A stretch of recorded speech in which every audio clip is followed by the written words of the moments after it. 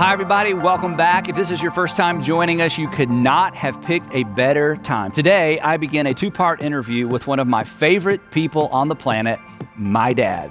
As you may know, my dad is a pastor, but you may not know that he just stepped down from his role as senior pastor of the First Baptist Church of Atlanta, where he served, are you ready for this, for 50 years. And then a few weeks ago, he celebrated his 88th birthday, and he decided it was probably time to step down, a decision he clearly did not rush into. So today and next week, we're going to visit with him at his studio at In Touch Ministries, the broadcast organization that he founded in 1977. But before we jump into the interview, I want to give you a little bit of context as it relates to our family so that some of these stories we talk about will make a little bit more sense. I have a sister named Becky who's 3 years younger than me. Both of us have 3 kids. So my dad is the proud grandparent of 6 grandchildren, 2 granddaughters, and 4 grandsons. After I graduated from graduate school, I actually worked for him for 10 years, and then I left there to launch North Point Community Church. And it was a rocky transition, to say the least, but my dad and I were both committed to maintaining our relationship in spite of our differences, and we had many differences. Then, several years later, I wrote a book entitled Deep and Wide, which is essentially the blueprint for how we do ministry through the local church. And in chapter 2 of Deep and Wide, I actually tell the story in detail of how and why I left my dad's employment and why it was such a difficult season for both of us. And anyone who's read the story or knows our story knows how easy it would have been for our relationship to have deteriorated and for us to have gone our separate ways and never reconciled. But fortunately, and honestly, much to his credit, that was not the case. And just kind of a fun fact, before I published the story, of course, I wanted him to read it and sign off on it. So I went over to his house and I sat down with him at his breakfast table, and I actually read out loud that particular chapter of the book, the chapter that entailed our story, just to get his reaction. And honestly, it was so emotional, just reliving some of those difficult moments. We both cried, and we were both so grateful that those difficult times did not signal the end of our relationship. In fact, I'll never forget, we were having chips and salsa at a Tex-Mex restaurant during this difficult season, and it was so difficult, honestly, we would meet together because we knew we should, and we would just sit there. It was hard for us to even talk. And on one of those occasions, he said, "Andy," he said, "we have both been around long enough to know what happens to fathers and sons who go through something like this. And I don't want that to happen to us." And neither did I. And it didn't. So here we are, 25 years later, reminiscing about 88 years of a life well lived. So here's part 1 of my 2-part conversation with my dad, Dr. Charles Stanley.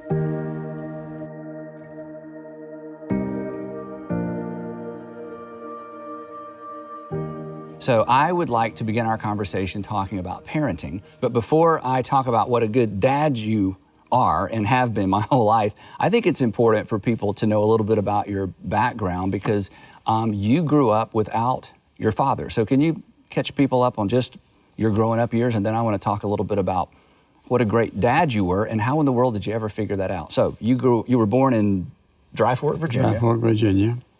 My father died when I was 9 months of age. So my mother had to go to work. And so then I got shifted around from one person to the other, keeping me while she worked. And that went on for a number of years. And then, of course, starting to school, I was very shy. And I think, how did I ever get through grammar school? Yeah, because in some cases, I remember these stories as a kid. When I thought I had it hard, you would talk about getting yourself up in the morning, fixing your own breakfast because your mom had already gone to work at the mill. Well, it was difficult, but, my mom taught me how to fry an egg or scramble an egg and toast. And then, of course, after a while, I learned that well enough so I could just fix maybe some other things. But she taught me to be able to do whatever I need to do and to trust God that He would help me. And that's the thing that I kept hearing her, just trust the Lord. Just do what you know is right and trust the Lord. So she drilled that into my head and that I could do whatever I need to do if I would trust Him. Wow. So one of the mysteries to me that as a kid growing up, I didn't appreciate, but now that I'm a dad, I've appreciated so much.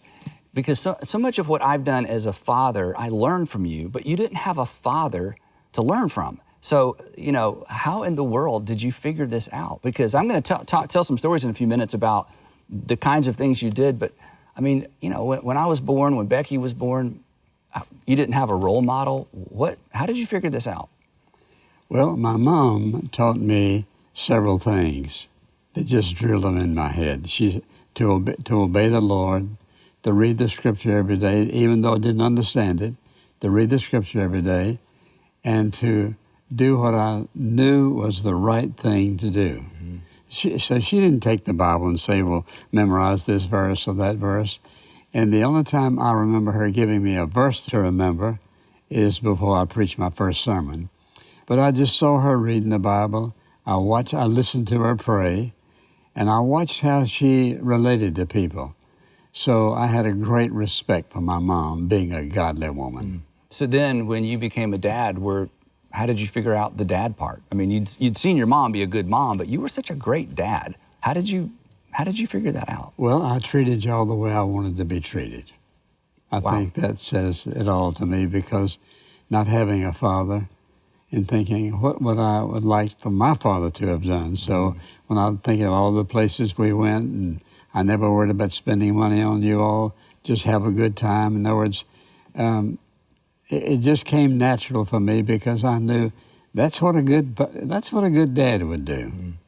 Well, I want to talk about a few things that you've taught me. I'm not even sure I've shared some of these with you, but one of the most important things you taught me was how to make good decisions.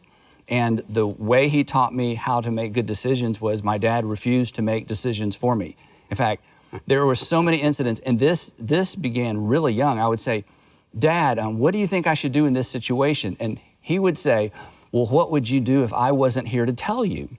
And I would say, but you are here to tell me, and I need you to tell me. But that habit, or that tendency you had, and again, I don't know where you figured that out, forced me to do two things. It forced me to learn how to make good decisions early on. And then the second thing was you did such a great job allowing Becky and I to face the consequences of our decisions. You never bailed us out. And I guess because growing up, there wasn't anybody to bail you out when you made a bad decision. You had to face the consequences yourself, right? Right. And I realized all of that would drive you to God. Yep. And I wanted you to point yourself to Him.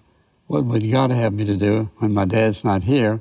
What would God have me to do? Because my father died when I was 9 months of age. I thought, God could take me off the scene, but I want to be sure whenever He did, you knew what to do. Well, early on, maybe too early, you just consistently said, what would you do, or how would you handle that, or how would you fix that if I wasn't here? I remember my first traffic ticket. I'd like to say it was my one and only traffic ticket, but I remember my first traffic ticket. I had not had my driver's license very long. I got pulled over leaving school. I got home, and of course I was scared to death like any teenager. Oh no, what's my dad gonna do? Is he gonna take away the car? Is he gonna take away my license? And you probably don't even remember this. So I came in and, apologetically, Dad, I got pulled over by the police. He gave me a traffic ticket, and you didn't get mad. You said, well, you'll have to handle that. And I'm like, well, what do I do? And you said, well, just turn the ticket over. It has all the instructions in the back. And then you just left the room.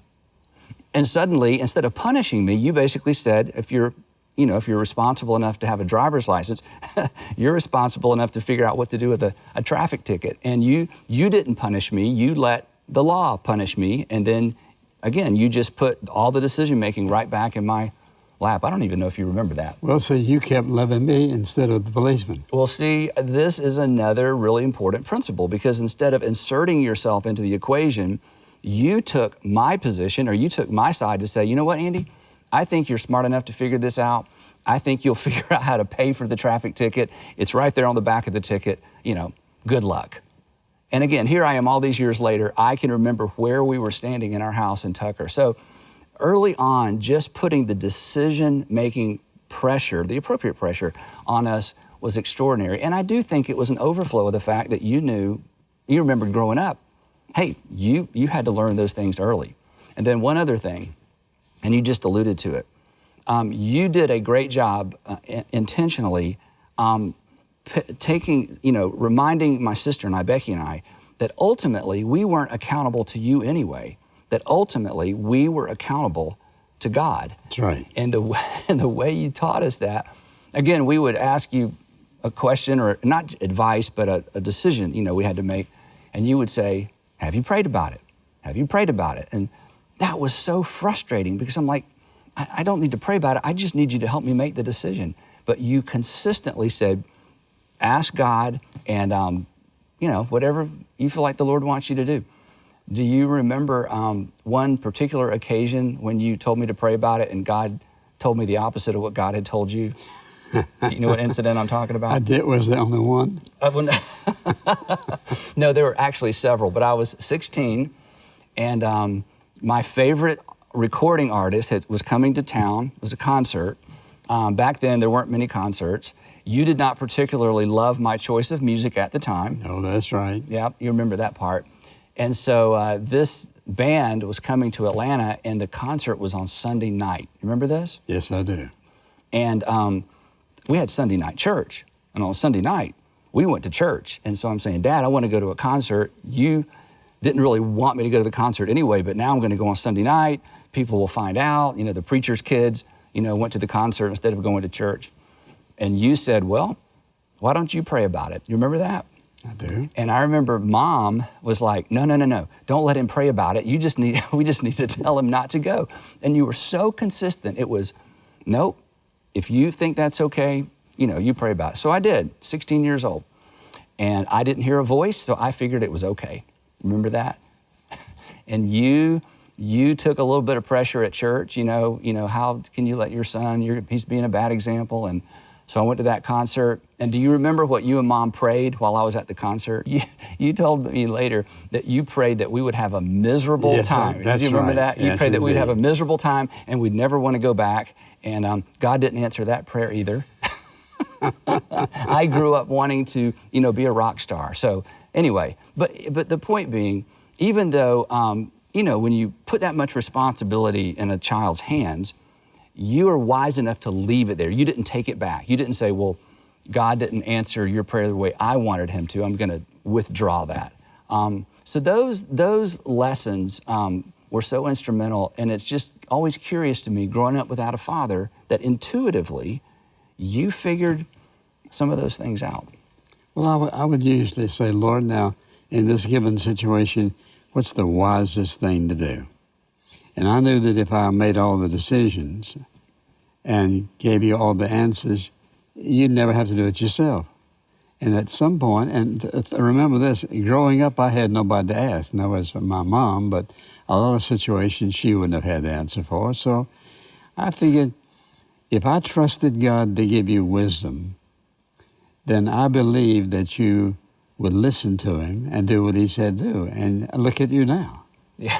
You're not a rock star. Well, you're much more important than a rock star. Well, look at me now, but there was, it wasn't a straight line. In fact, I've heard you say before publicly that these are my words, not yours, so you can correct me. Something like, I never went to bed worrying about you and Becky or what you and Becky were up to. You just placed us in the hands of our capable Heavenly Father. And well, I knew that I had taught you the right thing to do in every situation that I knew about, and that I would trust God to either make you successful at that or make you so miserable you wouldn't want to do it again. And it worked. It did ultimately work. And I've tried to do the same thing with my 3 kids, so I appreciate that. The other thing that you taught me that became, again, you appreciate it when you're young, but you really appreciate it when you're older. You never prioritize work over family. No.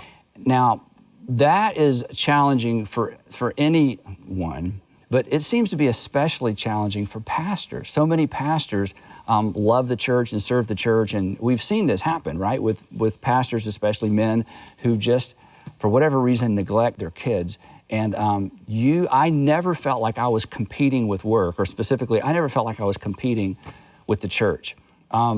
Again, do you remember your thought process and all of that? Because we took long vacations. In fact, one time, I can't even imagine this. We had an 18-foot travel trailer. We went out west for 5 weeks. Okay, I love my children. I can't imagine a 5-week vacation in pulling an 18-foot travel trailer. But that's the way you prioritized us. So what was your thinking in all of that? Well, first of all, I wanted to go. And secondly... That might have had something to do with it. Yeah, that did. And secondly, I wanted to share what I loved, the outdoors and the woods and the forests and the glaciers and everything. I wanted to share that with you all. And so as far as the church was concerned, it was more important to me for us to be together, regardless of what people thought. And so I enjoyed it. And what I tried to do is to give you all the experiences that I wish I'd had if I'd had a father, and to go to all the places we went. And if you think of all the things that we did, and the one thing I loved about the travel trailer was we were all together. We were very close together. There was just 18 But remember feet. this, when we went to Naples, we had the whole beach. That's before they got built up. Police would drive up and down the beach about once a day. We had that whole beach to ourselves, travel trailer. We cook outside. We had a fantastic time. I loved every minute of it, and I figured y'all would never forget it. And we happened to be there at the season that the sand dollars came in. Yep, that and one we were year. picking up very small ones, large ones. And those are times in my life that I enjoyed them just as much as you all did. And at that point, I didn't care what people thought. You should have done this, you should have done that. You know what? You only have one life. These kids are only going to be yours at this age. We're going to live it up in order to enjoy one another. And you have not forgotten it. No. And again, those kinds of things left an impression in terms of priorities and values. And obviously it wasn't a dig at church or something to undermine our faith. It just showed the priority that you gave. Your priorities were where they needed to be. Well, I wanted you all to feel like you had me. Not me in the church. You had me for 30 days or whatever it might be. 5 weeks. And I just wanted it to be unforgettable times so that one of these days you could look back as you are and say, what a awesome time we had. Not calling it, for example, if they would call me from church, sometimes I would call them back. Sometimes I wouldn't. No, we didn't have cell phones then, so I could say, well, you call me? Yeah, there was no way to get, really, when we would travel, when we would camp, sometimes we went to trailer parks, but a lot of time we would literally, back then, we would just find a spot in the woods or on the beach, and we were completely unplugged. That's right. One other incident, and you alluded to this principle, when Louis Giglio and Louis Giglio, many of you know him, we grew up together. He grew up at my dad's church. In fact, his family was at First Baptist Atlanta before we got there. And so Louis and I became close friends through middle school and high school.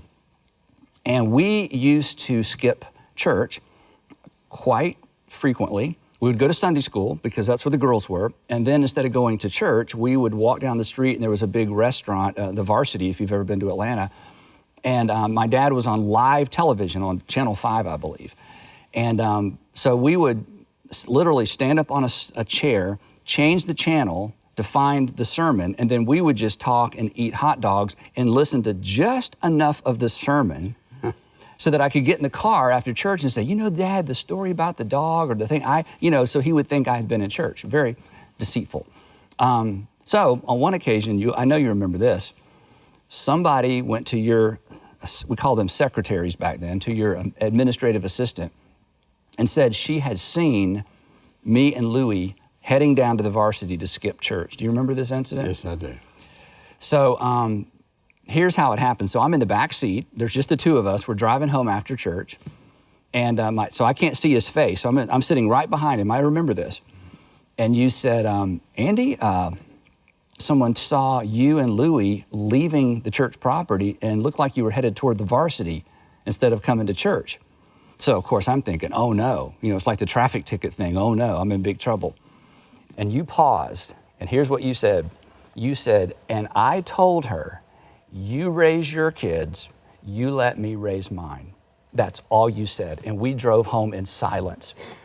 And I didn't get in trouble. You didn't punish me. You didn't expect more of me than other parents expected of their kids. But again, here I am all these years later because it said to me that I was a priority and that you didn't feel like your reputation as a pastor hinged on my behavior or on Becky's behavior. And that's a good thing, because there were some rough years for some of us. Anyway, so again, just so grateful for the way that you were a father, even though you didn't have a father to learn from. And that is a guiding principle for all the single parents out there who wonder, because you turned out great, by the way. So for all the single parents, it's challenging. And when Sandra and I talk to parents, the first thing we say is, even though we're going to talk about parenting from the standpoint of a two-parent home, neither my father nor Sandra's father grew up with their biological father in the home, and yet they turned out to be fabulous fathers. So in that way, you're such a great example for even more people than maybe you might have imagined. Now, I want to change the subject, if that's okay. You grew up poor. I think that's a fair statement. But you have always been generous. I mean, some of the earliest lessons you taught us had to do with money. So how in the world does someone who is raised with very, very, very little, in fact, some of my favorite stories that you told me growing up were just how little you had, how you, Christmas stories, birthday stories where it was kind of heartbreaking, honestly. And yet, your whole life you've been generous. How did you learn to be generous, having grown up with so little? Because so many people, they go the opposite direction. I think I'd have to give my mother credit for that. For example, every once in a while, back in those days, some little boy or a couple of little kids would come up and ask, and knock on the door and ask, do you all have any bread? My mom always gave them something. Mm. And sometimes I'd look and I'd say, well, we're not going to have any left, I don't think. She said, no, we're going to give them this. My mom taught me to be generous, to be kind, and I knew she made $9.10 a week for 40 hours in the cotton mill. Wow. And she was always generous. She didn't give much, but there was something about her. She had to give something. Mm. And so I think I saw that in her. So when it came time to talk about tithing income, I never had a problem with that. And I have been blessed and blessed and blessed and blessed and blessed.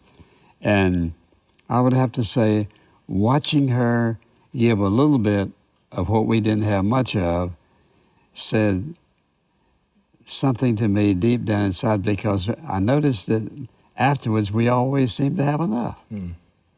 And again, this was her faith in action in terms of just trusting God to provide for the two of you. Right. Yeah. So what's the connection between your generosity and the local church? Because that's always been a passion for you. Right. So I just realized that pretty early I couldn't outgive God. No matter how much I gave, what the motivation was, I couldn't outgive him. He always blessed me over and over and over again. So I wanted to help other people, and I wanted to be sure when I stood up and preached to other people about giving, that I knew in my heart I gave it the best God wanted me to give, ever how much it was. So, it's not been hard for me to give. Giving is just part of being who I am, and I think about how God's blessed me. He said, give and it shall be given to you, good measure, pressed down, shaken together. I believe that, and I can look back over all these years and realize he's blessed me far more than I deserve.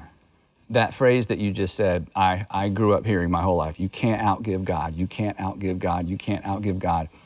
I remember, I'm not going to go into detail because it's so personal, but I remember an incident. I was a freshman in college when there was an incident, and you basically had a choice. And this happened 2 or 3 times, to where you could give what you felt God had impressed on your heart to give, but it was going to be a sacrificial gift. And this is one of the great things about you as well. You would talk about this with the family. You would say, I feel like God wants us to do this for this organization, or something that's going on at church. And if we give this much money, here's what we're going to have to do as a family. And we would pray about those things. And I can remember as a college freshman thinking, that's a lot of money. And what's that? Again, you led through your generosity. And again, you can't outgive God. You can't outgive God. And so you taught me to tithe. And like you, giving the first dime of every dollar I've ever made my whole life has been easy. And it has been easy for me to stand up in front of our church and to teach percentage giving because you taught me that as a child. And because it was a habit we formed so early. Like you say, you never miss the money that you give, and you never regret what you've done with the money that you give. Growing up, you would lay down with us at night, and we would always want you to tell us stories about growing up. And so I would like to ask you to share 2 specific stories, and then I'm going to share a story. So let me think. The first story I want you to talk about, this kind of relates to money. Talk a little bit about your paper route. Because people kid about, in the old days, I had to walk so many miles in the snow, uphill both ways. But you literally, that was a literal story for you. So your mom is having to work. She's making about $10 a week. So you had to go to work early. So I think the story of how you developed your paper route is fascinating. And we don't really have paper boys anymore like we used to. But talk a little bit about that, because that's part of what transitioned you to the next season of your life. Well, we had 2 newspapers. One of them was just on Monday morning, since we didn't have a regular paper on Monday morning, and one of them was on Thursday. And so I kept praying for God to show me something to do. And so to make some income, money. Yeah. So I found out I could possibly get a paper route. I only made about $4 or something like that. But that was 2 days a week.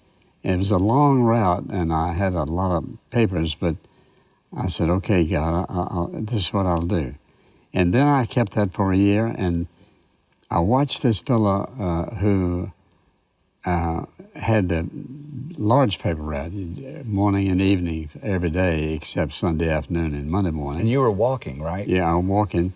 And it just so happened that all the streets I had were all downhill, and but it was okay. So I saw this fellow who had the paper route and made about $20 a week, or about 16 to 20 something. A week. And so I said, well, if you ever give up your paper route, I'd like to have it. So he said, well, what are you willing to give me for it? And that was not proper. You didn't sell paper routes, no, right? Mm-mm. So he said, well, I'll sell it to you for $125. So I figured that $125, I'd make that back for too long. But my stepfather went to the bank with me, and I borrowed $125. The only time I ever borrowed any money. And so I bought the route. I started delivering newspapers. I had one long street. I remember you driving me down this street when we would go visit my grandmother, and you say it was downhill. There was nothing flat in Danville, Virginia. No. Everything was a hill. But anyway. Right. Anyway, so first thing I did is make sure I tithed how much money I made. And so I took papers for till I went to college. Yeah. And I saw how God had prospered me and helped me, and I could buy some of my own clothes for a change, and I had a little extra money. So then, of course, I came to the whole situation of how am I going to go to college? Well, making $16 a week wouldn't get you in college. Mm-hmm.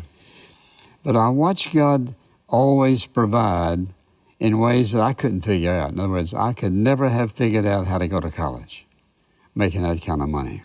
And this was the second story I wanted you to tell about how you got to college, because the point of this is your confidence in God and your faith in God was not passive. And this is one of the things you taught me. You don't sit back and ask God to do something and then just wait. Your work ethic has always been extraordinary. At the same time, carving out the right amount of time for family. Somehow you figured all that out on your own.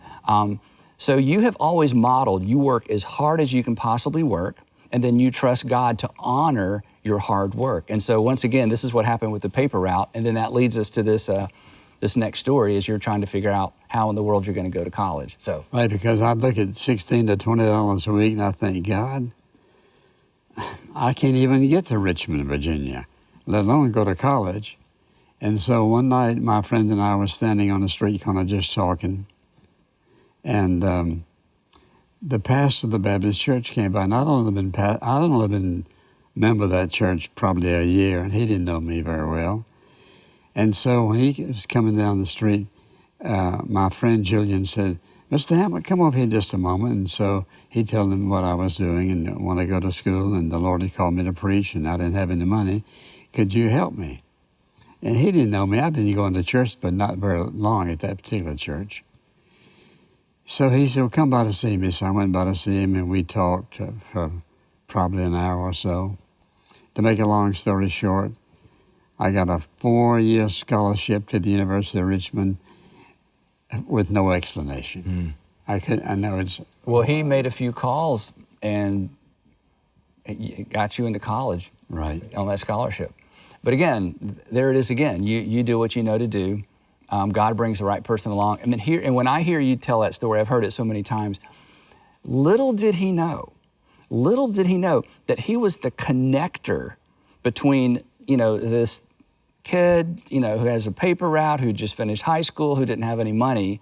He was the connector between that unknown kid and, if I can just, brag a bit, Dr. Charles F. Stanley, who's preached the gospel all over the world. And at some point, years ago, you were, through shortwave radio and television, you were in every single major city in the world every single day of the week.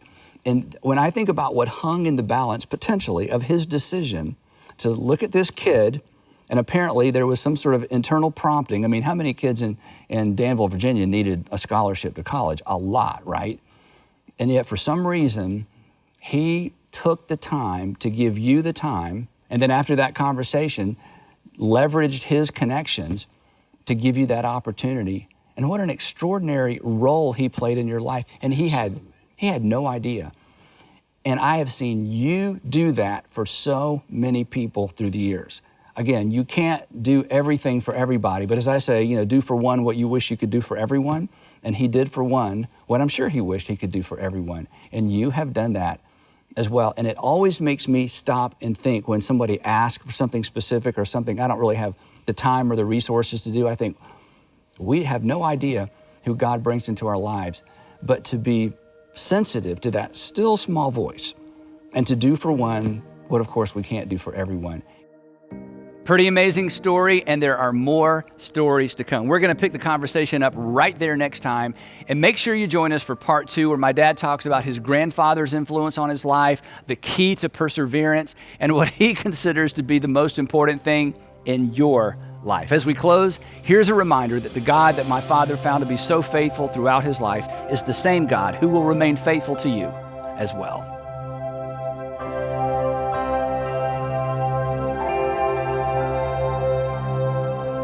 I love you, Lord. Oh, your mercy never fails me. And all my days I've been held in your hands.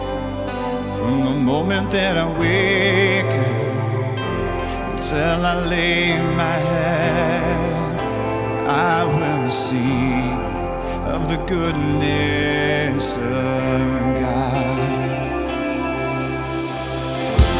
And all my life you have been faithful.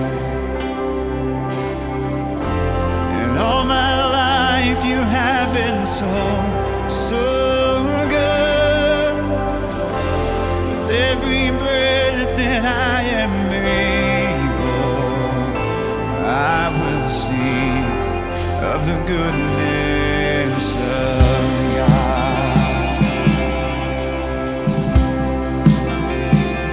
I love your voice. You have led me through the fire and darkest nights. You are close like no other. I've known you as a father.